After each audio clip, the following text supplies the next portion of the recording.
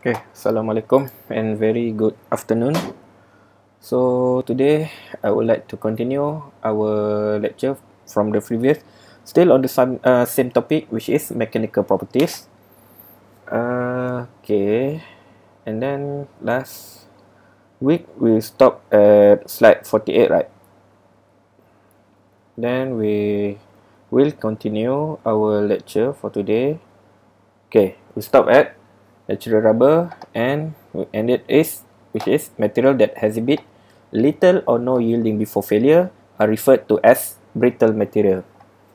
Okay, so for today I would like to continue with terminology for mechanical properties, which is firstly is stress. Stress is a force or load per unit area of cross section over which the force or load is acting. So, that one is called stress. Sama ada daya ataupun tekanan, force or load per unit area. Which is, while strain is a elongation change. Okay, this is the keyword for strain. Kalau stress, kita ambil dia punya force ataupun daya, load per unit area. While strain adalah kadar perubahan pemanjangan in dimension per unit length. And then Young modulus is the slope of the linear part of the stress strain curve in the elastic region, same as the modulus of elasticity. So dalam tensile test, dalam mechanical testing, benda ni yang penting, stress, strain and Young modulus. So this is the samples or what we call the figure that show this is the elastic deformation and this is the plastic deformation. So this is the recap one. What is elastic? So materials undergo deformation under uniaxial tensile force. Okay, ni dia nak tunjuk di mana bahan tersebut dikenakan uniaxial dalam tensile force. So firstly is elastic deformation, which is metal returns to its original dimension after tensile force is removed.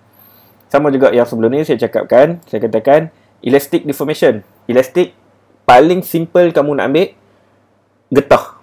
Getah bila ditarik dan lepaskan, dia akan kembali ke bentuk asal. So sama juga in case of the material that you are using metal, that it will returns to its original dimension. Contoh, kalau panjang asal, okay, kita ambil ni. Panjang asal dia katakanlah 3 cm. Okay, and then bila dia ditarik, semasa tarik tu dia tak putus lagi. Dia still dalam elastic punya region.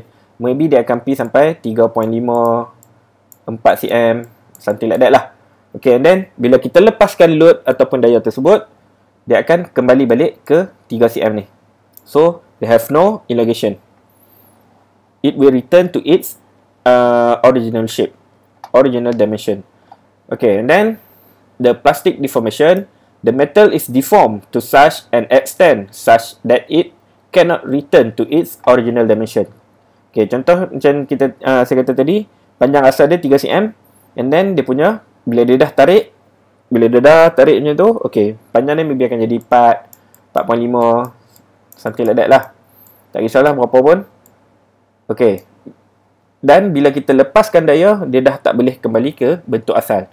So, this is the plastic deformation. Ini yang dimaksudkan dengan plastic deformation. Okay. Next is proportional limit.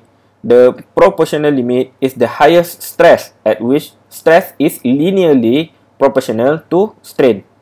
Ya, kita tengok apa yang dikatakan proportional limit adalah highest stress. Stress yang paling tinggi. Stress, ingat balik tadi, adalah force or load per unit area. So, beyond this point, stress and strain are no longer proportional. The stress-strain curve change from a straight line to a curved line. Okay, ya. Ini, kalau tengok kat sini, ini adalah elastic range. Sama juga, kalau tengok kat sini, kalau kita convertkan balik dekat sini pun, kita akan dapat balik. Ini adalah elastic punya region. Tengok balik slide yang sebelum ni, ada dekat mana elastic region. Ini elastic region, ini plastic region. Ini kawasan region-region dia. So, dekat sini pun sama juga. Dia tarik ini adalah proportional. Dia berkadar. Limit stress. Maksudnya dia dekat sini.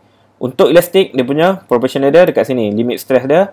Manakala dekat plastik pula, before, this is, we call it ultimate tensile strength. Before dia patah. So, dekat sini yang dipanggil proportional limit stress. Stress dia dekat sini. Maksudnya, bila dia sampai kat sini tu, itulah yang elastik punya range dia. Kat sini je. Nanti, untuk lab, untuk subjek ni tak ada lab. Next semester, akan ada material testing dekat sini. Kamu akan nampak lagi dengan jelas macam mana yang dipanggil elastic region, plastic region, apa semua tu. Okay. Elastic limit. The elastic limit is the highest stress at which all deformation strain are fully recoverable. Maksudnya dia sampai dekat situ, dia tak melebihi takat dia punya stress tu. So dia akan return to original shape. So the material will return to its original shape after the material is unloaded. Like a rubber band. Sama juga macam saya kata, contoh yang paling mudah kamu nampak adalah getah, kamu tarik, kamu lepas. So, beyond the elastic limit, permanent strain are likely to deform the material to the point where its function is impaired. Ini yang saya kata, kalau dia lepas saja dia punya limit, okay, lepas saja dia punya limit ni, dia dah tak boleh kembali ke bentuk asal. Dia akan masuk ke plastic region. Okay, itu yang dipanggil elastic limit. While yield point adalah di mana yield stress. Sini. Ini yang dipanggil yield stress, iaitu yield point. Is the stress below which no significant permanent deformation occur. Tak ada orang kata apa? Deformation yang permanent. Maksudnya dia boleh return to its original. Beyond that point, dia dah tak boleh. Maksudnya dia deformation dah berlaku. Bila deformation dah berlaku, maksudnya dia dah tak boleh kembali ke bentuk asal lagi dah. Okay, yield strength. Yield strength is the strength at which metal or alloy show significant amount of plastic deformation. Ya, plastic deformation. Dia berlaku dekat dalam region plastic deformation. Sebab ni yang berlaku bila kita nak dapatkan dia punya strength, kita akan cari dekat plastic region. Sebab kalau dekat elastic region, maksudnya dia boleh kembali ke bentuk asal lagi. 0.2% offset yield strength is that strength at which 0.2% plastic deformation take place. Construction line starting at 0.2 strain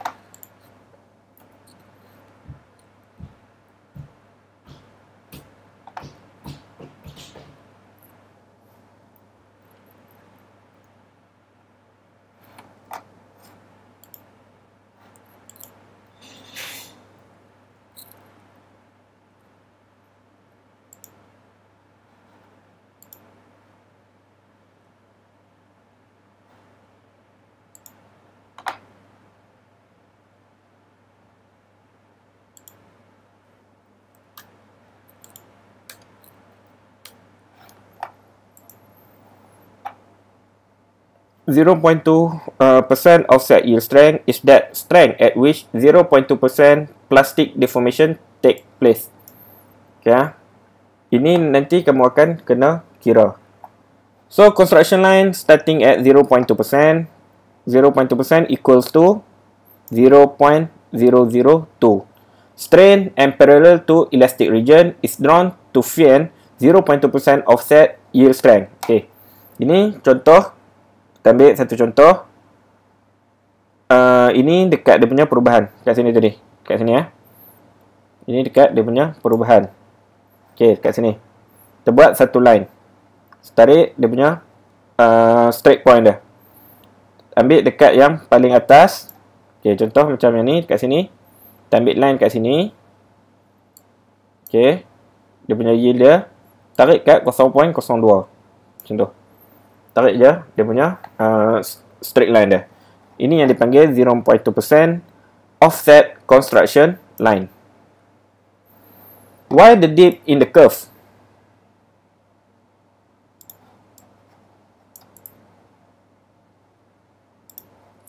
So, this is the dip. Yang ni yang dipanggil, kenapa ada dip in the curve. So, metallic slip occur as dislocation not aligned with the applied load move. Maksudnya, dia ada berlaku sedikit, dia macam, okay, dia dah terlepas dia punya elastic region, kemudian dia dah masuk dekat plastik, dia akan tarik balik. Bila plastik, okay, boleh faham lah, dia macam dislocation not aligned. So, stress level drop of some until all dislocation are aligned. Okay. Now, the material can once again sustain higher stress level as strain is increased. Okay. And then, bila dia akan dia lepas elastik, dia berlaku sedikit dislocation. Dislocation ni macam dia lari sikit. Lepas tu baru dia akan continue. Bila daya still dikenakan, dia akan continue tarik as the strain is increased. Okay, tensile strength. Ini yang kamu nak kena cari dekat sini, point yang tensile strength ni. So, the largest value of stress on the diagram is called tensile strength ataupun TS, or ultimate tensile strength, UTS, ultimate tensile strength. It is the maximum stress which the material can support without breaking. Okay, kat sini dia masih lagi tak putus, tak patah. Sampel kamu masih lagi tak patah. Load cannot be sustained above this point.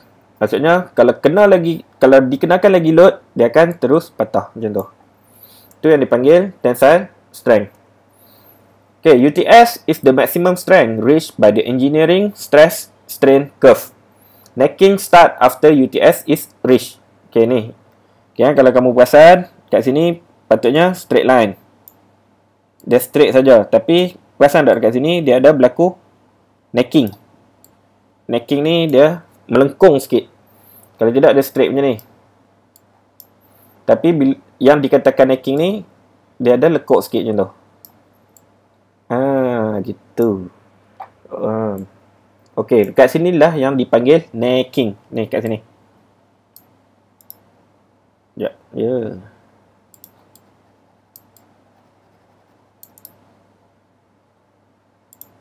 Okay, dekat sini yang dipanggil necking. So, more ductile the metal is, more is the necking before failure. Maksudnya, kalau besi kamu tu lembut, besi yang lembut, dia tak keras, maksudnya dia ductile. Lagi ductile besi tu, lagi lembut besi tu, lagi panjang dia punya necking. Kalau besi kamu brittle, keras, so necking dia akan kamu sometimes dia tak boleh nampak. Dia akan jadi sometimes dia tak nampak pun kalau besi tu terlalu brittle. So lawan brittle adalah ductile, lawan ductile adalah brittle. Still increase till failure. Maksudnya stress increase until failure. Maksudnya stress bila load dikenakan lagi sampailah dia putus atau patah. Drop in stress strain curve is due to stress calculation based on original area. Okay, ni ya. Ini besi yang jenis aluminium 2024 annealing. This is the aluminium 2024 tempered. Ini heat treatment. Beza tempered punya besi dengan annealing punya besi. So kalau tengok kat sini dia lagi tinggi. Dia punya stress dia lagi tinggi. Sebab besi dia lagi kuat. Tapi dia punya necking, tengok. Dekat sini dia dah patah. Tapi yang besi yang ductile lagi lembut, tengok dia punya curve lagi panjang. Sampai sini baru dia patah. Tapi dia punya load rendah je lah. Kamu dapat around 200 something lah.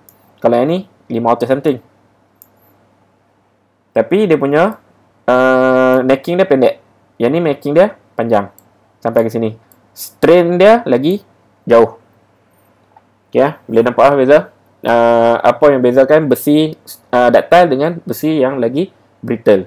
So yang atas ni besi ni lagi brittle berbanding yang annealing punya besi, tetapi besi annealing ni lagi ductile berbanding dengan besi ni. So harap faham macam mana yang dikatakan ductile, yang macam mana yang dikatakan brittle. Ingat term brittle dia kuat. Ductile dia lembut tapi dia panjang. Okay, next is fracture stress. This is the fracture stress. So this is kamu punya first tadi offset kamu tadi buat straight line ni 0.02 ataupun 0.002. Okay. So this is the fracture stress sebelum dia putus. So maximum strain kamu dekat sini. Sini kamu punya UTS. UTS. Ultimate tensile strength kamu dekat sini. Lepas tu dia semakin panjang, pak, putus. So ini yang dipanggil fracture stress. Stress kamu dekat sini. Ni atas ni adalah UTS, ultimate tensile strength. If the material is stretched beyond ultimate tensile stress, the stress decrease as necking and non-uniform deformation occur. Dia makin menurun. Sebab tu dia decrease, makin menurun. Fracture stress is the engineering stress where failure actually occur. Bila failure tu dah berlaku, dia dipanggil fracture stress. Tengok kat sini ya. Sini adalah fracture stress. Bila dia dah patah dah tu. So at this point, there is significant necking in a ductile material. Modulus of elasticity is the modulus of elasticity is the slope of the stress strain curve in the elastic range. In this region, stress is proportional to strain. Epsilon. Hooke's law applies, or stress equal modulus of elasticity times strain. In symbols, Fs equals to E strain. Strain epsilon. Okay, ini strain sama juga. Ini adalah stress sigma. Tengok balik previous slide yang mana stress, strain. Okay, ini kamu nak cari dia punya elasticity punya modulus. And then modulus of resilience. Modulus of resilience, also called resilience, is the amount of energy a unit volume of material can absorb elastically. Dia boleh absorb, maksudnya sebelum dia memanjang, sebelum dia masuk dekat plastic region. So still in the elastic region. As an example, high resilience is desired in clock spring. Okay, spring. Kalau resilience kamu rendah, maksudnya elastic region kamu rendah, sikit, kecil. So resilience equal the area under the elastic proportion of the stress strain curve. Modulus of toughness. So modulus of toughness keseluruhan luas bawah graf. Okey, nak cari sesuatu toughness, sesuatu bahan, lepas buat tensile stress tu, buat tensile test, kamu akan dapat toughness untuk material tersebut. Modulus of toughness, toughness called toughness is the amount of energy a unit volume of material can absorb before failure. Amount of energy, ini ya, luas bawah graf. Maksudnya sampai dah sini, kamu tak ambil dah sampai sini sebab dekat sini dia dah putus. So keseluruhan ni adalah kamu punya toughness, modulus of toughness. For example, a hammer or a crash helmet needs to be tough. Toughness equal the area under the entire stress strain curve. Okay, then kaji bawah luas bawah graf. Okay, stress strain behavior to fracture. So this is uniform elastic deformation. Dia boleh kembali lagi ke bentuk asal. Okay, and then ini sama juga tadi. Ini adalah region elastic, ini region plastic, and then dia berlaku necking, and then dia putus. Okay, masa dekat elastic, tengok dia boleh lagi ke bentuk asal. And then plastic region dia dah berlaku pemanjangan. And then bila dia dah lepas pempanjangan ni, dia sampai dekat dia punya UTS, dekat sini dia akan berlaku necking. Sini dah berlaku start necking. Tengok ni. Dari straight dia berlaku tengkok necking. Dia jadi makin mengecik. Okey, dalam mengecik ni, ini tempoh mengecik dah. Sebelum dia putus fracture. Nampak ni? Dia dah putus. Ni illustration of stress strain curve.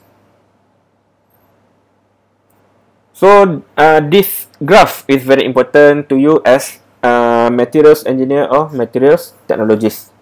So this is the basic, very basic materials curve before you undergo with the other testing. Apa-apa pun, bila orang tanya kekuatan sesuatu bahan, okay, we can refer to this curve. Tak kisah material, what kind of material, it will still use this curve. Berapa dia punya elastik, berapa dia punya plastik, daya ketahanan dia tu tahap mana. So bagi je graph something like this, you can explain to the to people or the others. Okay, this is how the material react to the test. This is the plastic behavior. After that, the tensile strength, berapa yang kamu boleh dapat, dan berapa pula dia punya ketahanan, dia punya toughness. Kamu juga boleh kira just with a simple graph. Okay, next is tensile specimen in testing. Sama juga ini. First, beginning of test, no load. Okay, this is the first.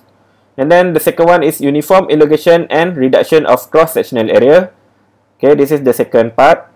Okay, bila dia kamu kenakan daya sikit, dia dah berlaku pempanjangan. Bila berlaku pempanjangan, sampel akan mengecik. Asal besar ni, kemudian kamu tarik lagi, dia akan jadi makin kecil. Dia makin kecil. Okey, tengok sampel yang ketiga pun, kalau kamu perasan, dia makin kecil. Okey, bila dia dah semakin kecil, continue elongation, maximum load reach. Okey, ni dah sampai dekat UTS. Okey, bila sampai ke UTS, dia akan berlaku necking. Yang keempat, necking begin. Load begin to decrease. Load ataupun stress, dia dah makin menurun. Kalau graf kamu tadi dia naik macam ni kan. Dekat sini dia dah makin menurun. Dekat sinilah yang berlaku necking. Sampai dia fracture. Dari sini sampai dia fracture, itu adalah necking kamu, necking area. Okay, then dia putus. Okay, fracture, gagal, kegagalan atau berlaku. Okay, test kamu is complete. So if pieces are put back together as in 6, final length can be measured. So nak kira panjang selepas putus, kamu sambung balik dan kira balik panjang asal. Daripada sini, daripada asal yang ni, panjang asal. Okay, katakan yang ni kamu dapat 10 cm, katakan. Okay, final line kamu akan dapat, ni contoh je lah. Okay, pempanjangan dia adalah sepanjang, pempanjang elongation dia, strain dia 15 minus 10. So dapatlah 5 cm. Ini kamu punya elongation. Ni contoh lah, saya ambil contoh. Okay, when a ductile material is pulled in tensile test, necking begin and voids form. Maksudnya, masa necking ni berlaku, dia akan membentuk void. Void akan terbentuk, terhasil. Okay, dekat sini, necking. Ini void ataupun lubang-lubang, lopong. Ni structure material kamu. Okay, bila dia dah semakin tarik, dia berlaku void. Void inilah yang akan menyebabkan fracture. Ni antara material dengan material dia terputus.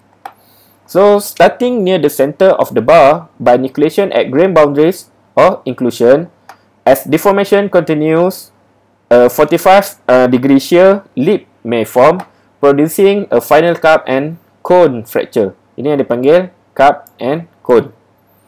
Okay, ini cup, ini cone dan ini adalah cup. Cup and cone. Dia, kalau dalam mole, dia female dengan male mole.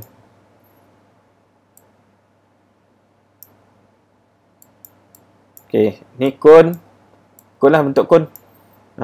Ini bentuk cup. Itu kalau dalam tensile punya test, tensile punya term, cup and cone.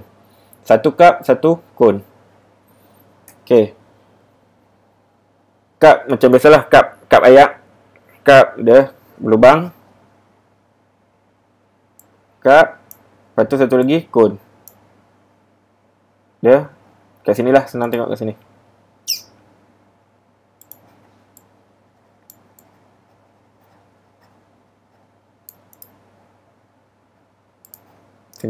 Sini yang dipanggil cup and cone punya fracture.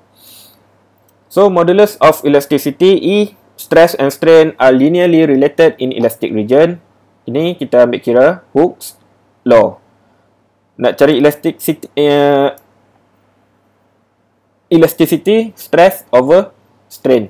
Yang ni yield stress over strain. Okay. Untuk strain sama juga perubahan delta sigma bahagi dengan delta epsilon. Stress over strain. Sama juga. E nak cari. Ni dia punya perubahan. Linear portion of the stress strain curve.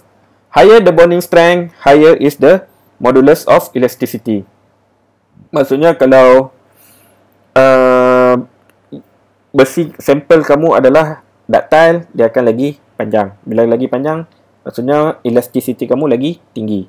So modulus of elasticity of steel is 207 gigapascal, while modulus of elasticity of aluminium is only 76 gigapascal. Maksudnya steel ni lagi tinggi dia punya modulus of elasticity. Percent elongation.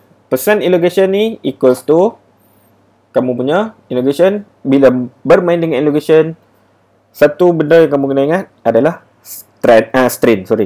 Stress adalah applied load or force per unit area. So percent elongation is a measure of ductility of a material. Maksudnya lagi ductile kamu, lagi tinggilah percent elongation. While kalau material atau sampel kamu adalah brittle, kalau brittle saya kata tadi dia terus patah. Kalau ductile dia akan memanjang. So it is the elongation of the metal before fracture expressed as percentage of original length. So percentage of elongation is final length minus initial length multiplied by initial length. Akhir tolak awal bahagi dengan awal. So measured using a caliper fitting the fracture metal together. Example, percent elongation of pure aluminium is 35%, while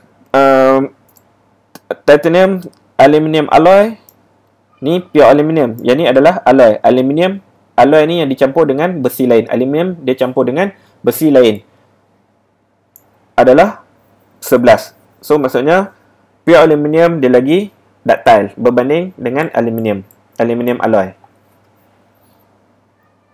Okay, faham dekat elongation. So example 2, a piece of copper originally 305 mm long is pulled in tension with a stress of 276 megapascal. If the deformation is entirely elastic, what will be the resultant elongation? So dia dah bagi modulus of elasticity copper adalah 110 gigapascal. So solution kita tahu nak cari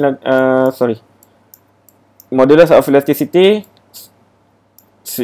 stress over strain. So sekarang ni dia dah bagi stress, dia dah bagi dia dah bagi modulus of elasticity, dia dah bagi strain, dia pun dah bagi.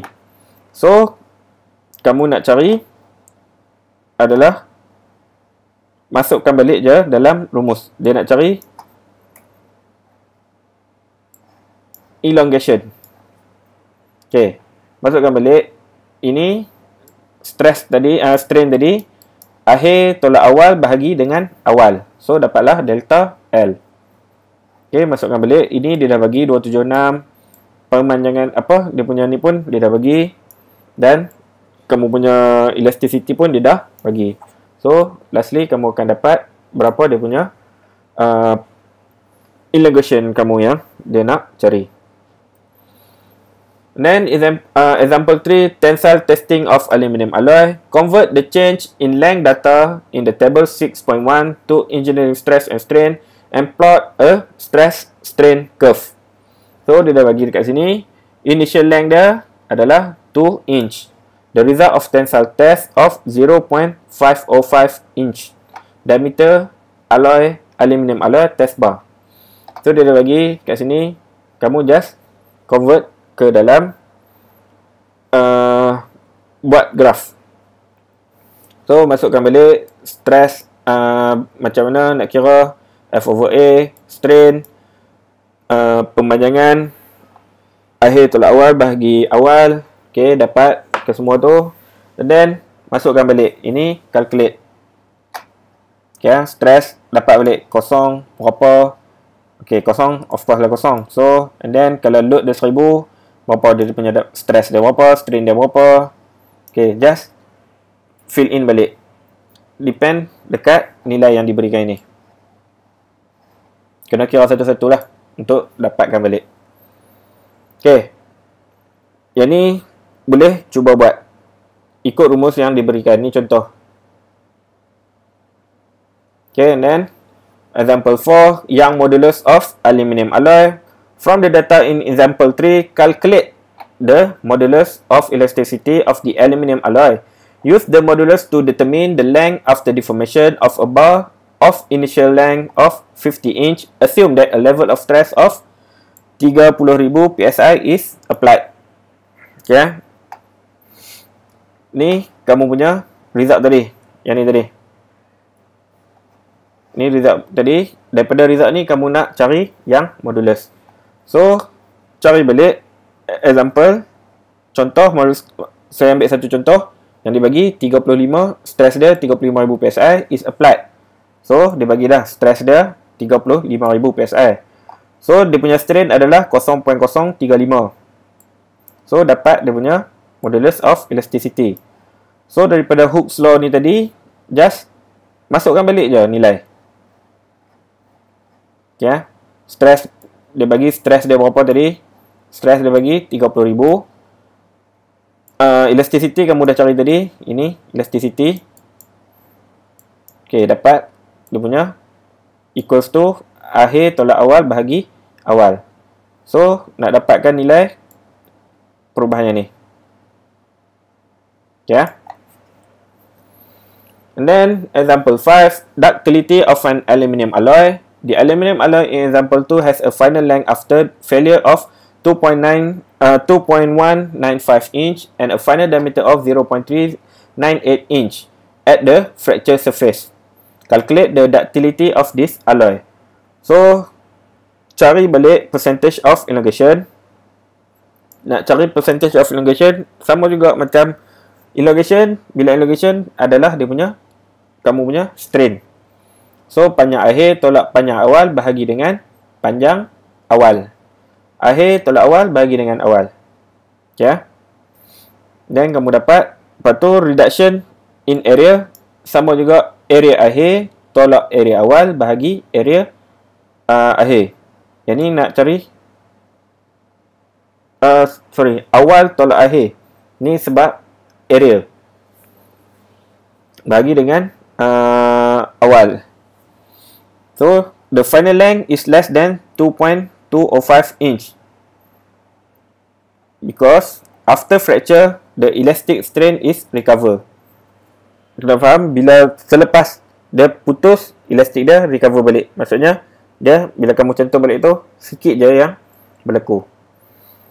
So, yang ni daripada stress strain tadi, calculate balik. Okay. Ini yang kamu, saya cakap, yang mana yang penting ni tadi. Ya. Ini adalah stress part CY and then part CX adalah kamu punya strain. Ini kamu punya elastic region. After elastic region, tengok tadi. Yang kalau kamu perasan tadi, dia tunjuk dekat sini, elastic tadi dekat sini. Sini sampai sini, elastic. Elastic. And then, sini sampai sini adalah plastik. sama juga kamu terbalikkan. Dekat sini adalah elastic region, and then sini adalah kamu punya plastic region. Plastic region ni sebelum dia fracture. So ini sama juga saya kata tadi, necking ni dari sini sampai ke sini adalah necking, pemanjangan necking yang berlaku tu. Kalau lagi ductile, lagi necking dia lagi panjang. Ingat point-point lah. First ni apa, second point, third point, fourth point, straight. Sini kamu nak cari ultimate UTS kamu. Ini nak cari kamu punya offset tadi 0.02 dan fracture. Elastic region adalah slope ataupun yang elastic modulus yield strength. Ini elastic region, slope ni kat sini, slope E ni. And then plastic region adalah ultimate tensile strength, strain hardening and fracture. Sini berlaku dekat plastic region. Two region of stress strain curve. The two region indicate two distinct form of behavior. Elastic region prior to yielding of the material, and the second one is plastic region after yielding of the material. So elastic region point 1 to point 2, point 1 hingga ke point 2 ni adalah elastic region. For most metal, the elastic region is linear. For some material including metal such as cast iron, polymer and concrete, the elastic region is non-linear. If the behavior is linear elastic or nearly linear elastic, Hooke's law may be applied. So yang ni kamu ingat yang tadi, modulus of elasticity equals to stress over strain. So kalau nak cari stress equals to, darab je lah ini, naikkan ini, which is simple mathematics. Okay, so where is the modulus of elasticity? The unit is megapascal, MPa. The stress is linearly proportional to the strain in this region. Ya, fahamkan lah. Okay, point 2 adalah yield strength. Permanent deformation occur if it pass, the material will no longer return to its original length. Ini dah berkali-kali saya terangkan yang mana elastic region macam mana, plastic region apa yang berlaku. The stress, dia kenakan daya lebih lagi daripada elastic punya region, material kamu dah tak boleh kembali ke bentuk asal. Itu adalah yield point, marks the beginning of plastic deformation. Tengok yield point ya. Yield point ni maksud dia titik pertama yang berlaku plastic deformation. Can be identified by the change in slope at the upper end of the linear region. Tadi yang slope tu tadi. So the yield strength also can be defined at a specific amount of plastic strain or offset, which may vary by material and or specification. The offset is the amount that the stress strain curve deviate from the linear elastic line. The most common offset for structural metal is 0.2%. Ini yang saya terangkan tadi macam mana nak kira offset. As load is increased beyond yield point, elongation proceed at a much faster rate than before, causing the slope of the curve to change dramatically. Ya, dia kata kalau load semakin bertambah lagi, elongation proceed at much faster rate. Sebabnya, okay, getah dengan plastik, mana lagi senang kamu nak tarik? Sama juga kes ni yang berlaku. Bila dalam elastik punya region macam getah, kamu nak tarik, payah. Tapi kalau plastik kamu tarik, senang je. Tu yang membezakan elastik punya region dengan plastik region. Ambil simple punya example. So sebab bila dia dah masuk dekat plastik region, sebab apa dia kata elongation proceed at much faster rate. Maksudnya bila dia dah masuk plastik, kamu tarik plastik lagi mudah nak tarik rubber, getah. So yang tu yang sama juga, perkara yang sama berlaku bila dia dah terlepas dalam elastik punya region, dia dah masuk plastic region, dia dah jadi semakin lembut. Sebab tu dia punya elongation jadi lagi cepat. So plastic region, which is point 2 to point 3, if the material is loaded beyond the yield strength, the material will not return to its original shape after unloading. it will have some permanent deformation. If the material is unloaded at point 3, the curve will proceed from point 3 to point 4. Nanti tengok balik yang graf yang sebelum ni, yang ada point 1, 2, 3, 4 tu, 5 tu. The slope will be the slope point 1 and 2. The distance between point 1 and point 4 indicate the amount of permanent deformation. Daripada point 1 sampai point 4 tadi. Kat sini. Point 1 sampai point 4. Sini. Ini adalah permanent deformation. Then next is ductility. Ductility is a measure of how much deformation or strain of a material can withstand before breaking. Maksudnya, dia pempanjangan yang berlaku sebelum material tu pecah ataupun patah. So, the ductility is that property which allow it to be stretched or otherwise change in shape without breaking and to retain the changed shape after the load has been removed. Other word, it is the ability of a material such as a copper to be drawn or stretched permanently without fracture. So, this is yang dipanggil ductility. So, the most common measure of ductility is the percentage of change in length of a tensile sample after breaking. This is generally reported as percentage EL or percentage elongation. The R.A or reduction of area, the RA, reduction of area, of the sample also gives some indication of ductility. So, ini yang dipanggil bila kita nak ukur dia punya ductility sesuatu bahan. Okey, ini adalah brittle material. Kalau tengok, brittle material dia terus patah. Dia tak panjang pun. Low ductility, dia ada sedikit saja pemanjangan berbanding yang ductile, yang betul-betul ductile punya material, dia berlaku necking yang panjang. Ya. Mostly yang brittle material yang sebelum ni saya dah tunjuk, mostly yang brittle material adalah ceramic punya sampel, kaca, apa-apa ceramic punya material lah. Yang ductile, kalau compare ductile antara metal dengan polymer, of course polymer lagi ductile, dia lagi plastik, dia punya lagi panjang. So ductility, the ability of a material to undergo plastic deformation without fracture.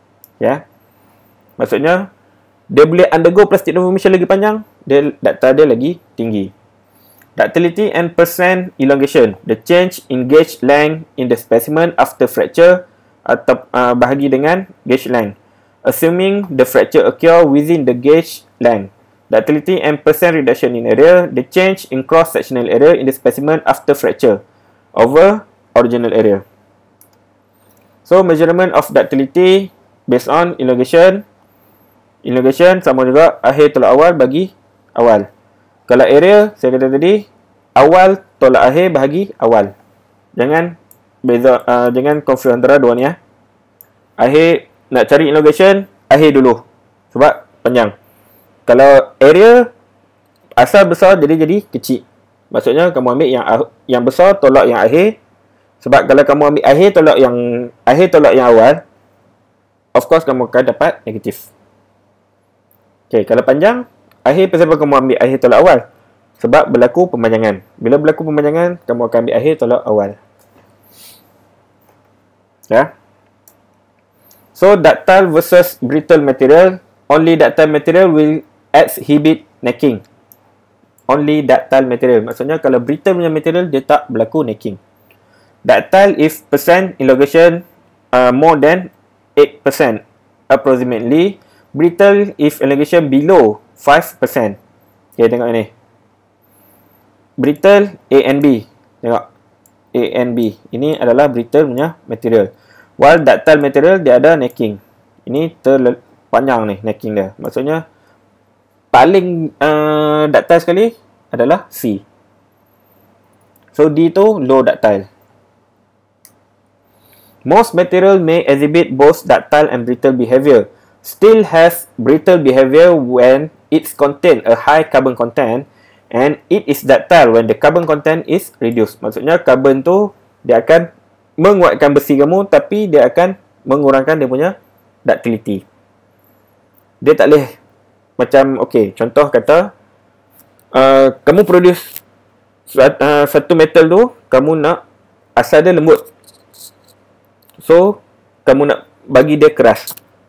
Dia tak boleh bergerak seiringan. Dia akan naik. Tapi dia tak boleh macam daktal dia tak berkurangan, tak boleh.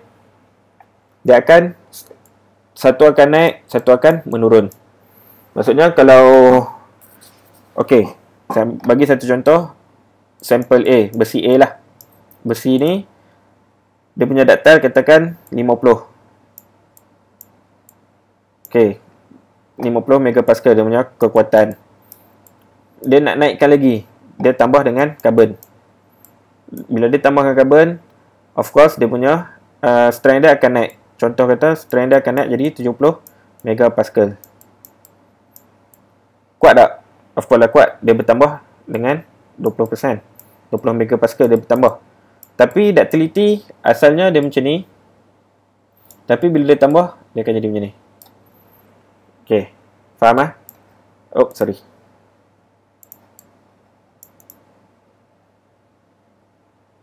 Okay. Dia akan naik macam ni. Okay. Ini bila dia tambah dengan karbon. Tengok dia punya stress dia makin tinggi. Ini 70. Ini 50. Dia makin tinggi. Tapi dia punya ni makin rendah. Dia takkan naik macam ni. Tak.